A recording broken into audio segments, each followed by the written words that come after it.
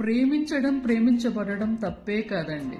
ప్రేమలో ఒకళ్ళు గివర్గా ఉంటే ఒకళ్ళు టేకర్గా ఉంటారు. గివర్ అంటే ప్రేమను పంచేవాళ్ళు, టేకర్ అంటే ప్రేమను ఎప్పుడు పొందుతూ ఉండేవాళ్ళు అనమాట. ఇది క్వైట్ న్యాచురల్ లవ్ రిలేషన్షిప్స్ లా.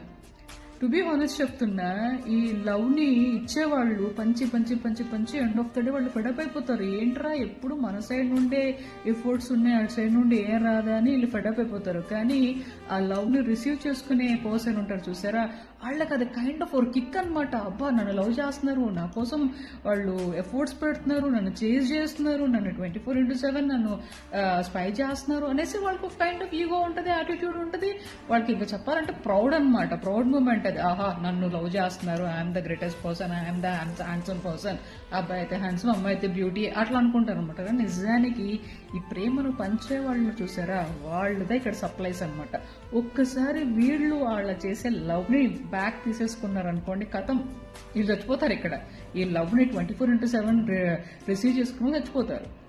నిజం చెప్తున్నా నేను. కావాలంటే ఒక మదర్ బేబీ రిలేషన్షిప్ తీసుకోండి. ఆ రిలేషన్షిప్ లో మదర్ ఎప్పుడు బిడ్డకి ప్రేమను పంచుతూ ఉంటది, కానీ ఆ బిడ్డ దగ్గర నుండి ఏమీ రాదు.